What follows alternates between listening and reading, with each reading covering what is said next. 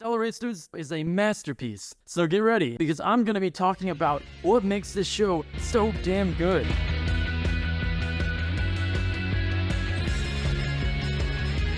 Now, before we get into it, I'm going to have to recap what this show is about, so you can understand what I'm going to talk about. AcceleRacers is a set of 4 movies that came out in 2005, 2 years after the first movie in the series, which is called The World Race. Now, The World Race is about a guy named Dr. Tesla who recruits the best drivers in the world to compete in races in different dimensions called Highway 35 to get an unlimited energy source called the Wheel of Power. But an evil robot lady named Galorm also wants the Wheel of Power for her own nefarious purposes. After watching The World Race, and before I watched AcceleRacers as a kid, I remember thinking, the World Race, that was pretty cartoony and childish, so I'm guessing this one will be pretty much the same thing. Holy shit, Tesla just got absolutely smoked. And what the fuck? Did Kareem just die? Wait, that's not allowed. Characters don't die in Hot Wheels. So yeah, the first episode of AcceleRacers is making sure you know it's not gonna be rainbows and kittens anymore. Shit's getting real. Now, AcceleRacers takes place 2 years after the World Race. Galorm somehow took the Wheel of Power, so Dr. Tesla again recruits the drivers from the World Race to stop the drones from winning more races and new tracks called the Racing Realms. Now, the first thing I noticed about AcceleRacers is that it had a much darker tone overall than the World Race. The realm actually felt dangerous.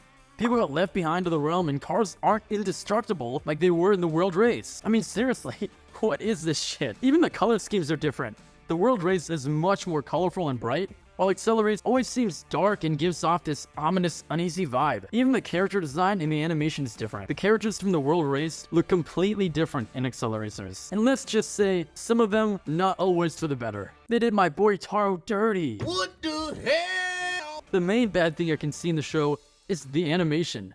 It definitely looks dated in some ways. I'm not gonna lie, it can look a little funky sometimes. And the one thing that always stood out to me as a kid was the feet of the characters. Like, why the hell are they so big? Look at that. Now, the next few things I'm going to talk about are things that truly make the show special. The first one is the actual tracks. They are fucking incredible. Each design is so unique and special. And I've always been a sucker for things that are element themed, and a lot of the realms are element themed. Like the storm realm, the water realm, the ice realm. And another really cool thing about the realms is that each one is supposed to teach you a different lesson about driving. And whoever can master that skill will win the race. So it actually feels like whoever wins deserved it, even if it's the drones. And some of the driving lessons can even be used in real life. For example, the skill you need to master in the water realm is how to drive on water and not overcorrect and oversteer, which everybody uses in real life. I think the thing that really makes fascinating is the danger. There are tons of monsters and obstacles trying to prevent you from finishing. And if you don't finish in an hour, like, you're done for. I mean, in the first realm alone, like, half the cars are fucked, and Kadeem doesn't even make it out. It really sets the tone for the show and shows you that you cannot fuck around with these. These realms really create an incredible sense of world building that just makes you want to know more. Every time I see them, I really want to be able to race in them because they look so damn cool. Without dying, of course. I mean, I don't want that part. Hell, even people make video games about them. And I always find myself looking up the other realms that they talk about in the show, just to see what they're like. The lore is just so deep in the show, and people are so invested in it. Even to this day, people are making charts about the realms and making theories about the universe, talking about it online. And the car designs of the show were actually so fucking cool. There were a ton of them too, because every realm, pretty much half the cars got wrecked. So by the next one, they had to make new cars. Quick side note, did any of you guys ever play with the actual toy cars and make your own tracks? Because me and my brother did that all the time as a kid, and I never really saw anybody else do that. So I just wanted to see if anybody else did that too. Just the pure fact of how many people still care about the lore, like 20 years after it was made, show you how memorable and different this show really was. One more thing, I'm not sure if anybody else had the same experience as a kid too watching these, but I remember not having the little shorts of 2 races between each movie and feeling so confused whenever I watched the next movie because they would reference it, and I was always sitting there thinking like, did I miss something? Is there some kind of like secret movies locked away in some fucking chest somewhere that I can't watch? And I didn't find out until I watched them online. They're just short clips of different realms between the movies. Now I want to talk about the other thing that makes this show so amazing. The characters. Holy fuck, is the character development in this show amazing.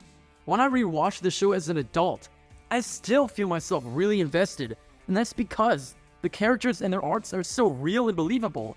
Most kids shows have extremely static characters, and never change. They're super one-dimensional and boring, but the characters in this show are well-defined with their own personalities and character arcs. And this really just adds more stakes to the actual realms and their danger, because you actually care what happens to the characters. There are a few main arcs between the characters in the show. The first one is between Kurt and his brother Wild. Now, they hate each other throughout most of the show, because one time, Kurt let Wild get sent to prison, and he could have prevented it, but it would have meant sacrificing himself, so he chose not to.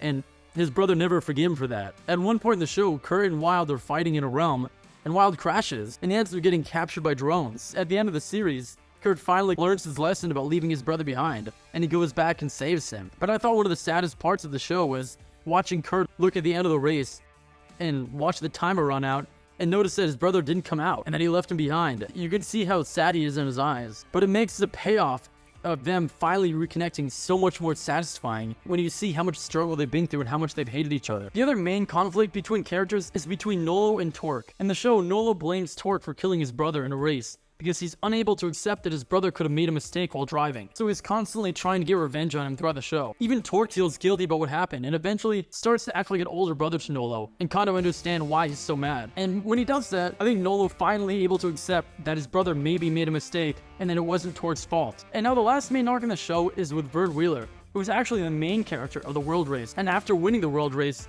he's super confident that he's the best. And coming into the show, he is absolute cheeks in the realms. Like, he fucks up a bunch of times, which makes him have confidence issues, and even for a while, he leaves the show. So the entire series is about how he's trying to find confidence and become the best again like he was. And he finally clutches up in the final race, which restores his confidence. And the beautiful thing about this show is that they all start with their issues, and because of that, they end up losing most of the races because they're too busy fighting with each other. But eventually, all the arcs that I just talked about come together, and they solve all their issues and work as a team to rescue Kurt's brother, which completes everybody's character arcs. And now one final amazing thing I wanted to talk about with the show is the music. Like, listen to this shit. Tell a doctor, tell a lawyer. Hey, hey, hey, I'm ready for action. How we smash it now.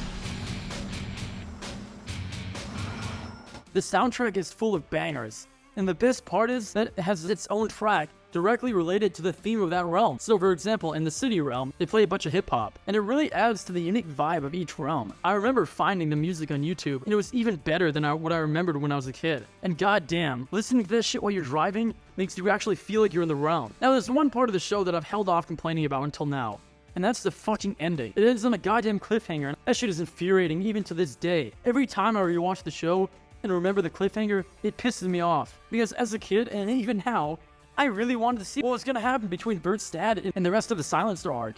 That shit was completely unfinished. And you wanna know the really, really annoying part about why the final movie never got made? Apparently, the company thought that the show would overshadow the toys because it was so good.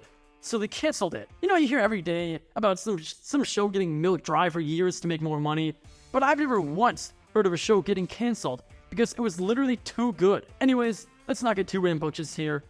When you look at all the amazing parts of this show, from the amazing character arts, to the awesome realm designs, the deep lore, and the amazing music, it's not hard to see what separates it from other kids' series, and why, while most other kids' shows are forgotten, this one has been so memorable to the people who grew up watching it. Hot Wheels AcceleRacers truly is more than a kids' show.